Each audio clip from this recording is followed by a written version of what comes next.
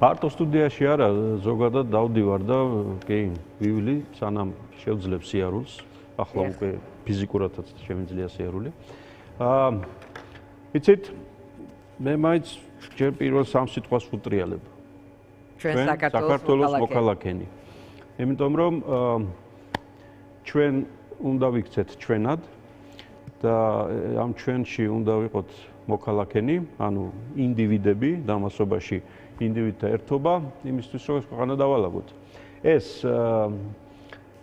არ არის თეორია, ეს არ არის ფილოსოფია, ეს არ არის რაღაცა მოიცრა დროს ეგ არის და ასე შემდეგ, იმიტომ რომ ჩვენი სახელმწიფოს, საქართველოს პრობლემების სათავე არის ის, რომ ის არ არის დღემდე დაფუძნებული კონსტიტუციაზე.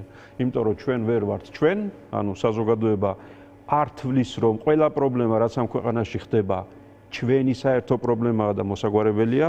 ძალიან მარტივად ხდება ხაზების გავლება და ეს იმათი საქმე, აი ცუდი ხალხი რო არიან იქ, ისინი რომ მოგვშორდებიან, მერე ქვეყანა დალაგდება. და ანუ არასწორი დამოკიდებულება ერთი. ყველას მხრიდანაა ეს პრობლემა თუ თავარი დამნაშავეებია? წარმოგიდგენთ, თავარი დამნაშავე ყოველთვის ხელისუფალია, იმიტომ რომ ხელისუფლება იმიტომ გვინდა რომ ეს პრობლემა მოაგვაროს. ჩვენ ხელისუფლება იმიტომ გვინდა რომ ქვეყანა გააძლიეროს, სახელმწიფო მყარად დააყენოს ფეხებზე და მისი წასვლის შემდეგ ქვეყანა ტორტმანს კი არ იწყებდეს და სულ თავიდან კი არ იწყებდეს ყველაფერს იმდენად ამიტომ რა თქმა უნდა ყოველი მოქმედი ხელისუფლება ამ ქვეყანაში იყო მთავარი პრობლემა იმ კონკრეტულ მოცემულობაში. ამასობაში ის ამბავი, რომ სახელისუფლებო ცვლილებების მიუხედავად ჩვენ ფეხზე ვერ ვდგებით, ესე იგი მათაც ვინც ხელისუფლებით უკმაყოფილონი ვართ ხოლმე და მთელი ცხოვრება ასე ვიყავი მე, რაღაცა 2-3 წელი, მაგრამ მაშინაც უკმაყოფილო ვიყავი და ყველა ასე ვართ, როგორ ჩანს ჩვენც რაღაცა ამ თვალსაზრისით მეტი გვჭირდება. ხო, ამიტომ ვატარებ ამას, არა მხოლოდ იმიტომ, რომ სიმბოლურად ასე გვეჭიროს ხოლმე, არამედ იმისთვის, რომ კიდევ ერთხელ მე ჩემი მხრიდან ყველას ნებისმიერ მოქალაქეს საქართველოსი, მიუხედავად იმისა, დღეს რა პოზიციაზეა.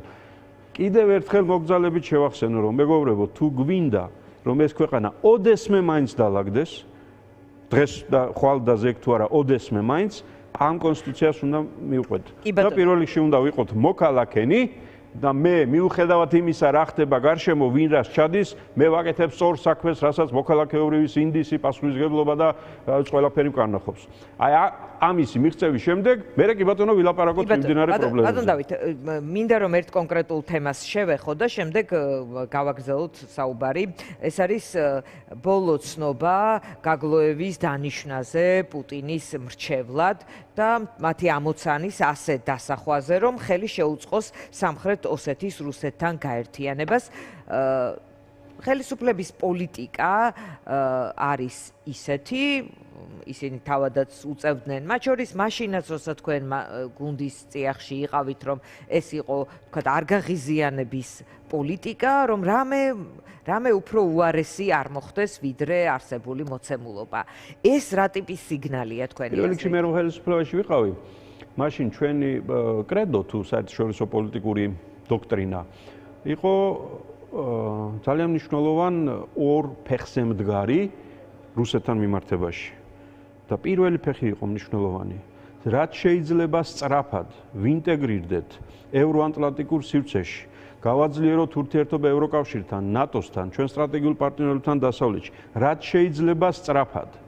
იმისთვის, რომ ვიყოთ მეტად მზად რუსეთისგან მოსალოდნელი შემდგომი საფრთხეებისგან, ანუ ჩვენი ვექტორი რუსეთს როგორ ვეკამათო ამ წუთში, რუსეთი როგორ ვამხილო დამატებით რაღაცეებში, ეს კი არ არის ამოცანა ნომერი პირველი. ნომერი პირველი ამოცანაა დასავლეთთან ინტეგრირება, გაძლიერება, მოძლიერება და არა რუსეთთან შესკდომა.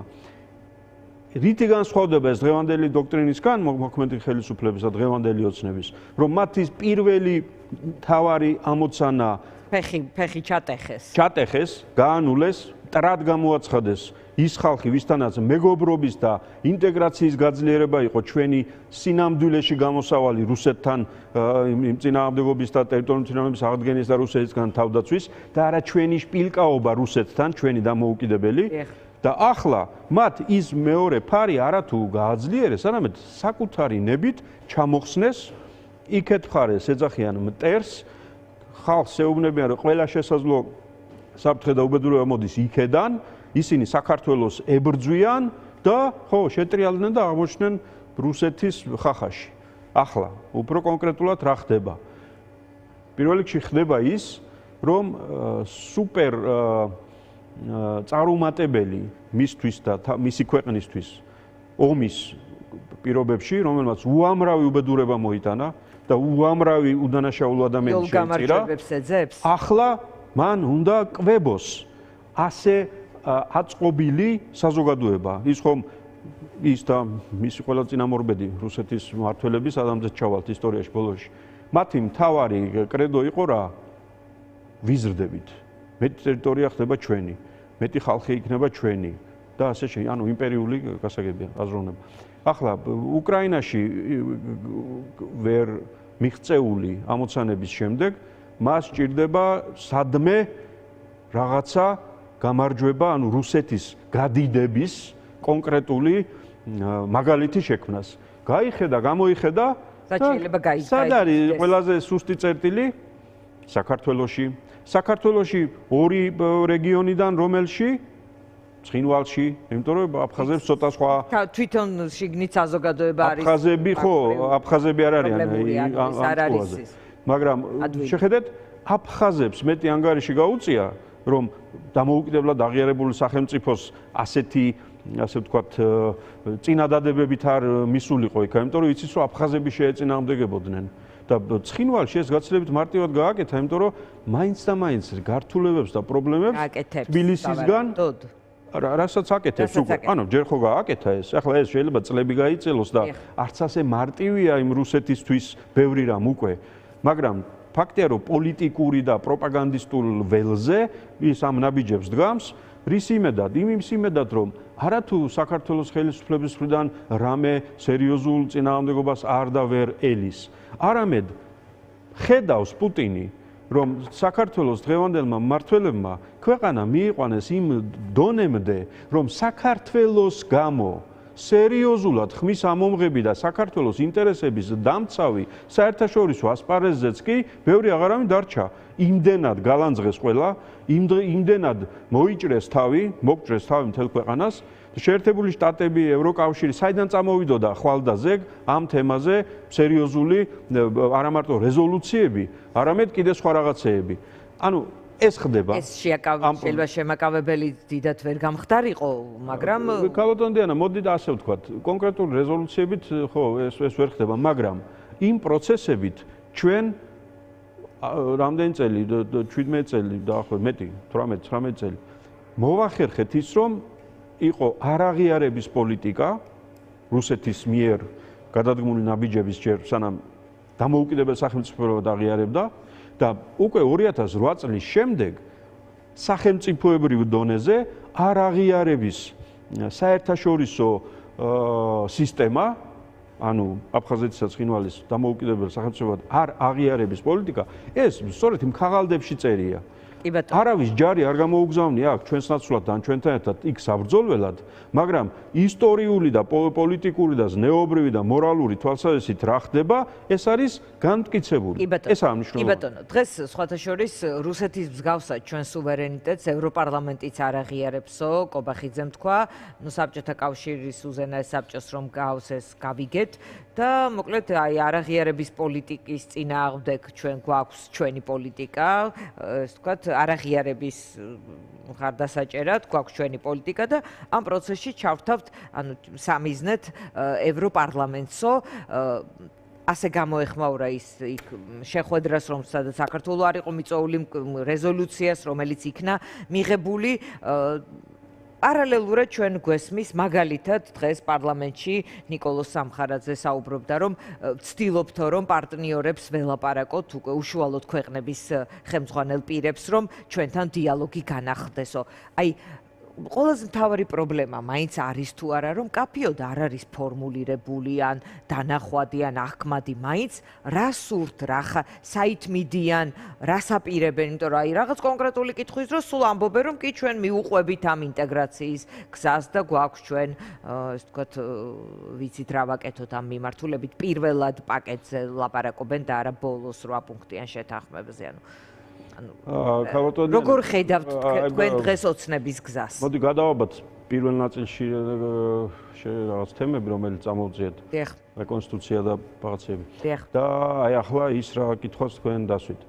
იცით, ეს უკვე მე მგონი პირადად ჩემი, პირადად თქვენი და პირადად ყველასი, ვინც ძალიან ნაცვლად ხედავთ რა ხდება და რამდენად განსხვავდება სიტყვა და საქმე. ეს ჩვენი პრობლემაცაა, რომ საქართველოში ჯერ კიდევ ძალიან ბევრია ის ადამიანები, რომლებიც ამ კითხვას საკუთარ თავსაც უსვავენ და პასუხი ნათელი არ არის. იმიტომ რომ ისინი ამბობენ, ხო, ჩვენც გვინდა ევროპა, მაგრამ ევროპა ცუდად გვექცევა. ანუ რისი თქმა მინდა. მე მგონი მე პირადად ვაღიარებ ჩავთვალე არასწორად წლების წინ რომ იმას, რასაც ამბობენ და აკეთებენ, ეს ხომ იმდენად ნათელია, რომ ამაზე კიდე დამატებით და ბევრჯერ და ყოველ ჭიშკარზე და მიკაკუნებით და ყოველ მოქალაქესთან მისვლით და ამაზე ლაპარაკით, რატო უნდა დავკავდეთ?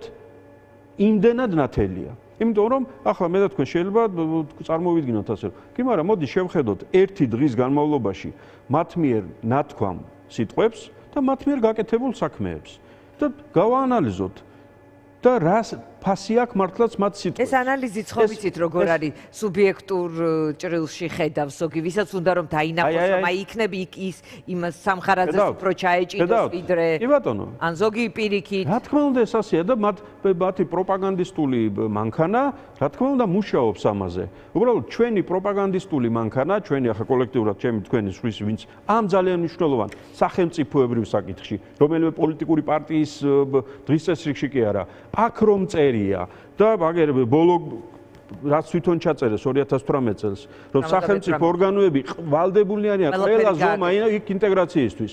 და ახლა შევხედოთ, რა ყველა ზომას იღებენ ინტეგრაციისთვის თუ დეზინტეგრაციისთვის. დიდი ბრიტანეთი აღარ არის ევროკავშირის წევრი, თქვათ, ხო?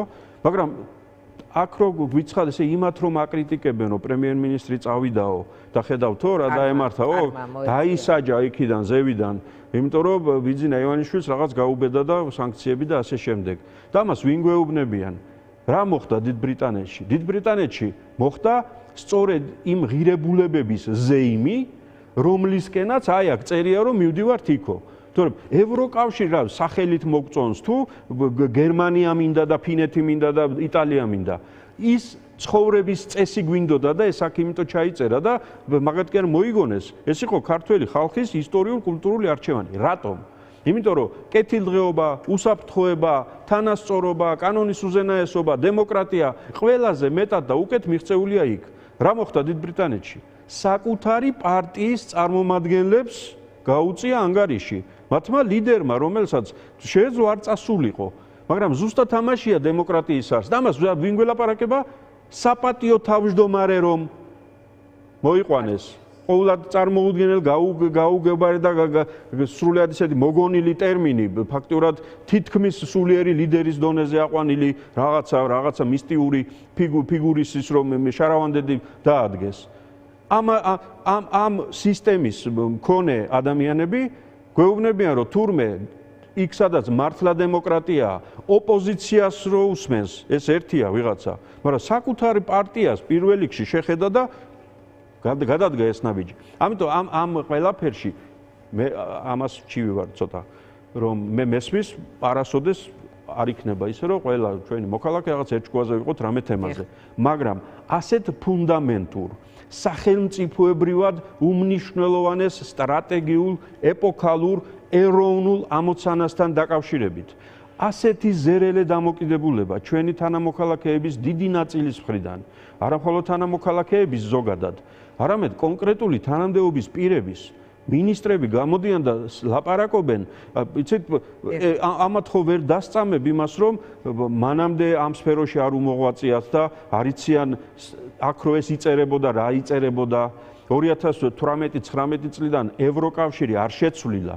შეიცვალა ხელისუფლების დამოკიდებულებები. ამიტომ აქ რო პრობლემაა ეს მათი მხრიდან რეაგირება მათ კრიტიკაზე, მათ არ უნდათ რაღაც მეტი დემოკრატიული უკუსვლა, ყველაზე ეს თქო რბილი ტერმინი, რითაც ახლა ხასიათდება, ანუ არ უნდათ ევროინტეგრაცია თუ არ უნდათ იმ პირობების შესრულება, რომელიც დაასუსტებს მათ ძალაუფლების კონსოლიდაციის იმ ეტაპზე, რომელზეც არიან. ეს იცით როგორი ამბავია? არა აქვს მნიშვნელობა პარტიას რა ქვია და რა გვარის ხალხია საუბარი. აბსოლუტური ძალაუფლება აბსოლუტურად აშტერებს და ათაყვანებს ადამიანებს. ეს ასია არისტოტელედან დღემდე თუ კი ვინმეს რამე უფიქრია და უაზროვნია. ამ კონდიციაში ახლა ივანიშვილი თქვენ. არა მხოლოდ. ყველა? არა მხოლოდ, იმიტომ რომ ერთმმართველობა აბსოლუტური არა აქვს ყველას. უყურეთ სისტემა აბსოლუტურ ძალაუფლებაზე დაფუძნებული, ზუსტად ამაშია საქმე. ამიტომ არის რომ მათი ორიენტირი რა არის, აი როგორ აიგივებენ საქართველოს ინტერესებს საკუთარ ინტერესებთან. რომ თუ ჩვენ გვაკრიტიკებს ვინმე და ჩვენს პოლიტიკურ ლეგიტიმურობას თუ ჩვენი მოქმედებების ისტორიას ეჭქვეს აყენებს, ესე იგი საქართველოს სუვერენიტეტს არ ცნობსო. ხედავთ სადამდე მიყავთ. ხო, კარგად გვახსოვს ცნობილი ფრაზა, სახელმწიფო ეს მე ვარ. ხო და ეს მე ვარ ქვედა დონეებში კი არ გგონიათ რომ ეს მე ვარ. სახელმწიფო ხომ ის არის, ასე წარმოუდგენიათ და ჩვენ კიდე ხო მისი მსახურები ვართ. ჩვენ კიდე ხო მისი გაგრძელება ვართ. ხო, ამიტომ ნებისმიერი კრიტიკა შიგნიდან იქნება, ესე იგი აგენტები ვართ, ესე იგი სახელმწიფოს მტრები ვართ. გარედან კრიტიკა იქნება სუვერენიტეტის შეურაცხყოფა და სუვერენიტეტის შელახვა და ასე შემდეგ. აქ ძალიან მარტივი მე ეგ კიდევ მეორე, ოდის ვიხდი, მაგრამ ცოტა კიდევ მიუბრუნდები იმ თემას. ძალიან მარტივი ენით არის ეს ასახსნელი ძალიან ბევრი ჩვენი თანამოქალაქისთვის. რაზეა საუბარი, როცა საერთაშორისო სისტემაზე ვლაპარაკობთ. აი მე ერთ ადამიანს და თქვენ ერთ ადამიანს. ხომ შეგვიძლია ძალიან ბევრი ჩვენი საჭიროება დავიკმაყოფილოთ თავად. ისე რომ დედამიწის ზურგზე არავინ არ შევაწუხოთ. არც ოჯახის წევრი, არც მეგობარი, არც თანამშრომელი. მე თვითონ მივალ და ჩამოვისხავ წყალს და დავლევ. ეს ხომ ვიცით. ამასობაში ისიც ხო ვიცით, რომ არის საკითხები, რომელსაც მარტო ვერ გავუმკლავდებით. მთელი ამ სტუდიის ფუნქციონირებას თქვენ მარტო ვერ გაუმკლავდებით. გჭირდებათ გამნათებელი, რეჟისორი, ოპერატორი და მილიონი ვინმე. ესე იგი მე იმისთვის რომ ვიფუნქციონირო მჭირდება თანამშრომლები, თანამოაზრეები. მე კიდევ ერთ საფეხურზე ავიდეთ. ძალიან მნიშვნელოვანია ეს. გარდა ამისა, მე გავიხედავთ და ჩვენც ვინც აქ ახლა ერთად ორგანიზება გავუკეთეთ ამ საქმეს, კიდევ ვერ უმკლავდებით რაღაც საკითხებს. უსაფრთხოება, ჯანდაცვა, პოლიცია, განათლების სისტემა, საზღვრის დაცვა. ამ ყველაფერს, ვაი, ამას ჩვენც ვერ გავუმკლავდებით. ესე იგი, მთელი სახელმწიფო გვჭირდება თავისი სისტემით.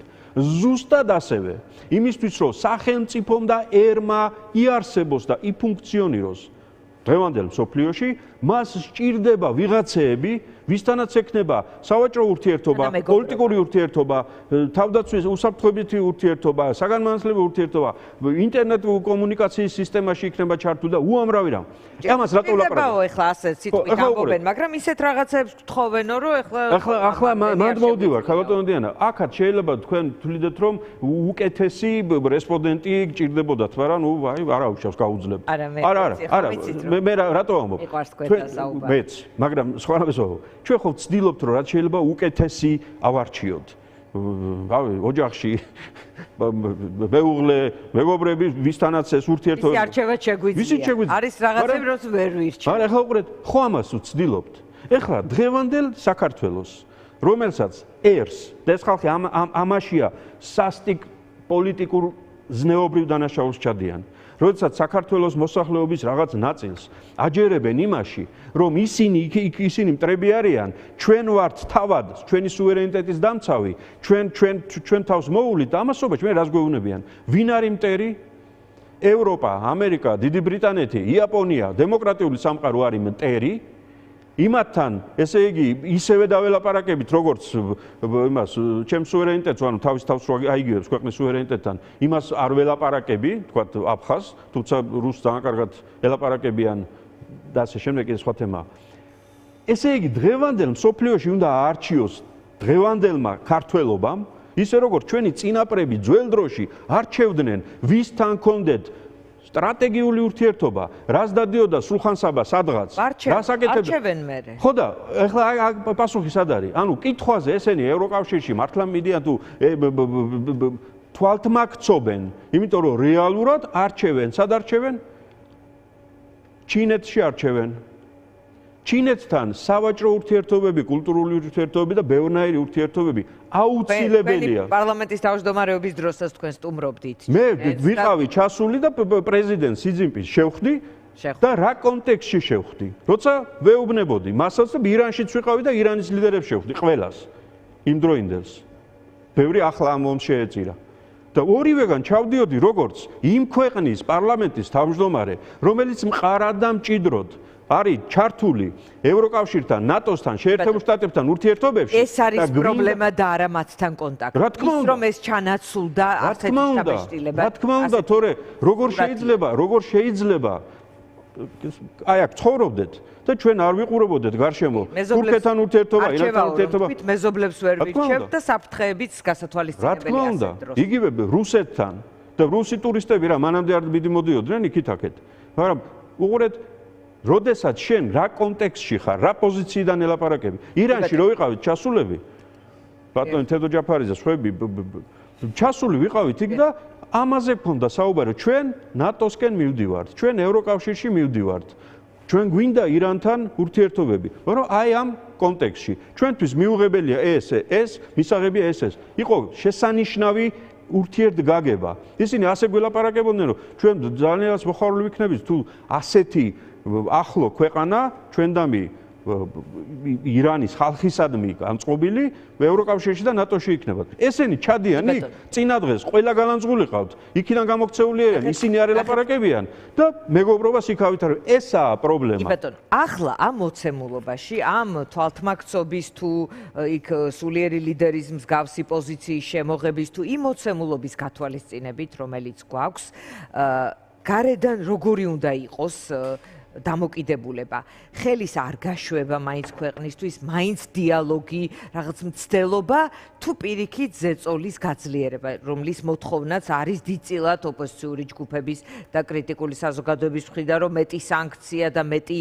ამ მხრივ რაღაც რეზოლუცია, თუ პირიქით მათ უნდა ჰქონდეთ რაღაც ტიპის მცდელობა, რომ იქნებ რაღაცა იმ დიალოგით სხვაგვარი ვითარებაში. პირველ რიგში ცოტა მაინც განმარტოთ, იმიტომ რომ ამაში სატყუებენ საქართველოს მოსახლეობას, აი სადამსჯელო და რაღაცებს გვებრძვიან და ასე შემდეგ. სრული პასუხისმგებლობით ვამბობ. არც ერთ საერთაშორისო ორგანიზაციას, ეს იქნება ევროკავშირით, მისი სტრუქტურები, პარლამენტი, კომისია, არც ევროსაბჭო, არაფერი არ გაუკეთებია და მიუღია საქართველოსთან დაკავშირებით, რომელიც არ წერია იმ დოკუმენტებში, იმ ხელშეკრულებებში, რომლის მონაწილეა საქართველო. ანუ არჩევნების შეფასება ეს არის ჩვენს მიერ ამ სისტემაში გაერთიანებისას აღებული ვალდებულება, რომ დიახ ჩვენ უზრუნველყოფთ იმას და ასე შემდეგ. ევროპარლამენტი რაღაცას რო აფასებს საქართველოსთან დაკავშირებით. ესენი ამბობენ, რომ ჩვენ შინაგან საქმეებში ერევიან, ესე იგი საბჭოთა კავშირს ადარებენ. ანუ ევროპამ თურმე საქართველო დაიპყრო, აქ დასვა თავისი ხელისუფალი, მეორე მდივანი ხო გახსოვთ როგორც იყო? სულ რუსი იყო ხოლმე, მე მახსოვს. ესე იგი, საბჭოთა კავშირიო როგორც გვეპყრობოდაო, ანუ დაპყრობილ ქვეყანას რა ვითარებაში სამყოფდა, ამას ადარებენ იმ რეზოლუციას თუ იმ განცხადებას თუ ევროსაბჭოს გენერალური მდივნის, რომელსაც უწერია სამსახურებრივ აღწერილობაში, ამაში იღებენ ხელფასს და ამიტომ დაიქირავეს ის იქ, რომ წევრ სახელმწიფოებში ეს არის ფორმულირებული საზოგადოებისთვის, როგორც ისინი აქ ხელს უწყობენ ჩვენ გადმოგდებას, რევოლუციას, რამდენიმე მცდელობას და ასე შემდეგ. უყურეთ, არა და ეს არის კომპეტენცია ამ ორგანოების რომ შეაფასონ დემოკრატიის მდგომარეობა, ციხეში პატიმრების მდგომარეობა, არჩევნების სამართლიანობა, ხელისუფლების დანაწილების რეალური განხორციელება, თვითმმართველობის საკითხებში მოწერილი რო გაქვს ხელი ამას ვიზავ, იმას ვიზავ, ეს სრულდება თუ არ სრულდება. ამას აკეთებს ის ხალხი. და ამაზე ლაპარაკობენ რომ თურმე გვჯიანო. ახლა ეს რატო ლაპარაკობენ? დიახ, მეც ვამბობ და ლელო ამბობს, მუდმივად ამბობს, რომ ამ პროცესში საერთაშორისო სისტემაში ჩართული საქართველო გვინდა რომ ბოლომდე და სრულად დარჩეს ამ სისტემაში ჩართული. იმიტომ რომ სწორედ ამ სისტემაში არსებული ამ ტიპის ბერკეტებითაა შესაძლებელი დღევანდელ ხელისუფლებასთან დიახ ამ ტიპის დისკომფორტის შექმნა, რომ იძულებული არიან ტყუილები ილაპარაკონ და ჩვენი ამოცანა კიდევ ესაა რომ ხალხამდე სიმართლე მივიდეს და რა ტყუილი და ხვალ და ზეგაც რომ ქვეყანას ეღირსოს ნორმალური მთავრობა და ხელისუფლება, ნორმალური იმ სტანდარტების დამკვიდრება, რაც უზრუნველყოფს საბოლოო ჯამში თითოეული მოქალაქის 7-ჯერ მეტ ხელფასს, 9-ჯერ მეტ პენსიას, უსაფრთხოებას, განათლებას, ბედნიერებას, ჩვენი კულტურული მემკვიდრეობის სოფლიოზე გატანას, ჩვენი გარემოს დაცვას და ყველაფერს, რაც ქვეყანას სჭირდება, სწორედ ამ სისტემებით შექმნილი სტანდარტების დაცვით მიიღწევა ეს. ახლა ეს ხალხი გამოდის და იმასაც კი გველაპარაკება, რომ თურმე მეორე მსოფლიო ომამდე ევროპაში იყო თურმე რაღაცა უბედურება, ერთმანეთს ხოცავდნენ, ერები ასე იყო დაყოფილი, ისე იყო, უბედურება იყო. საქართველოს სად იყო მაშინ? ან სხვა, ანუ ცივილიზაციას ამ ვითარებაში სამოქალაქო ცნობიერების გაზრდასთან და ეს თქვა ასეთი პატარა კონსტიტუციის გულის ჯიბეში არა მხოლოდ ეს თქვა წაუკითხავად, არამედ გააზრებით და წაკითხვით ტარებასთან ერთად ეხლა მოცემულ ვითარებაში რა შეიძლება იყოს გამოსავალი. ერთი ნაწილი ამბობს, რომ კაფიო ალტერნატივის ჩვენება, რომ ვინ შეიძლება შეცვალოს ეს ხელისუფლება, რომ საზოგადოებამ რაღაცა დაინახოს ამათზე უკეთესი რეალურად ამ პროცესშიც აქაც რაღაც დიდი აურზაურია. ხო, და პრობლემაც ეგ არის, იმიტომ რომ როდესაც სახელმწიფოებრივი ცხოვრება სახელისუფლებო სისტემის მხრიდან ამ დონეზეა არეულ-დარეული და მე ვიტყოდი გაუღმართებული და ასე დღისით მზისით მათ იმედი აქვთ რომ საკუთარი პროპაგანდით და სხვა საშუალებებით მოსახლეობის საკმარის ნაწილს ამყოფებენ მორჩილებაში თუ სიბნელეში თუ არ ვიცი სხვადასხვა ამბავში და ამის იმედად არიან სინამდვილეში. ხო, მაშინ მე უამრავი რამ არეული და დარეულია. პოლიტიკური პროცესი ოპოზიციის მხარეს უნდა იყოს გაცილებით ეფექტური, უნდა ყოფილიყო დღემდე და ასე შემდეგ. კი ბატონო, ამას აქვს ობიექტური პრობლემები. პოლიტიკური ლიდერების ერთი ნაწილი ციხეშია, მეორე ნაწილი აგერ ეუბნებიან, რომ ეხლა დაჩქარებული წესით გაგიშვებთ ციხეშიო. და იმ დროს, როდესაც თან ჩვენო მართლმსაჯულების ინტერესებიდან გამოდივართ, ეხლა სწრაფი მართლმსაჯულების პუნქტი თურმე წაიკითხეს ახლა ივნისის დასაწყისში. და მანამდე თვეში 1% ატარებდნენ და ეგ თურმე ეგ პუნქტი არ ეწერა. ეხლა ამაზე ნათელი დასტური იმისა, რომ ესა პოლიტიკურად მართული და ესე ვთქვათ, გააზრებული ახლა მინდა შეჩერება, მე შიგნით სხვათაშორის გუშინ იყო დისკუსია მქონდა სტუდიაში ამაზე ბოლომდე თუ შუაში გავჩერდეთ და ერთმანეთთან ლაპარაკი ხირს. შიგნით ეხლა ამ მოცემულობაში ფიქრობთ, რომ რამე რესურსი არის ოპოზიციურ პოლიტიკურ ჯგუფებს, სახელისუფლებო ლიდერებს შორის, რამე ტიპის კომუნიკაცია შედგეს და რაღაცნაირად თამაშის წესებზე თუ აი რაღაც შეთანხმებით თუ პროტესტი ბოლომდე უნდა გაგრძელდეს, ხელისუფლებამ თავისი რეპრესიული მანქანა ბოლომდე უნდა ამოქოქოს, აი როგორ უნდა წავიდეს? ეხლა ისევ ალბათ შესაძლოა ამ წუთში ტელემაყურებლის ნაწილმა ბოლომდე მაინც არ დამეთანხმოს და მითხრას, რომ შენ სადაც თეორიებში ხარ ჩამოძირს, აგერ არის მისახედია კონკრეტული ამბები, მაგრამ აქ არის პასუხი ქალბატონ დიან და რა ვქნა? მე კიდე ეს ვიცი, ასე ვთქვათ, რა ვქნას სხვა რაღაცები სხვა მაიციან. ის ვიცი, რომ ხელისუფლების წყაროა ხალხი, თუ ეს პუნქტი არ ამუშავდა. ხელისუფლების წყაროა ხალხი. ხელისუფლების წყარო ვარ არა მე, ვინმე ლიდერი, რაც არ უნდა პოპულარული ვიყო და რაც არ უნდა ჭკვიანი ვიყო და რაც იმას ვწყვეტდე. და შესაბამისად დავждდე და გადავწყვიტო, რომ ეხლა ამას ასე ჯობია, ის ისე ჯობია. ხელისუფლება თუ ხალხი არ აწყაროვე, თუ ხალხის ხელისუფლება მართლა არ ჩააბარე, თუ ინდივიდს მოქალაქეობა არ განაცდევინე და მხოლოდ 1000-ში და 100,000-ში განიხილე, რომ ამ მიტინგზე მოვიდა ამდენი 10,000 ადამიანი, მაგარია. არჩევნებზე მივიღე ამდენი ხმა პროცენტებში 87% თუ 7%. თუ ამ 7%-ის მიღმა რაღაც ნებისმიერი რაცა პროცენტს არ უნდა იყოს. თუ ამ პროცენტის მიღმა თითოეული მოქალაქე არ დავინახეთ. არაფერი არ გამოგვიგია. ახლა რატო არ არის ეს თეორია? იმიტომ არ არის ეს თეორია, რომ გინდა ცალკეწადი პარტია სადმე არჩევნებზე, გინდა ალიანსები გამოაცხადე, გინდა იქით დაჯექი, გინდა აქეთ დაჯექი. თუ ლიდერები თუ ის ხალხი, ვინც აქ ამ პროცესშია ჩართული,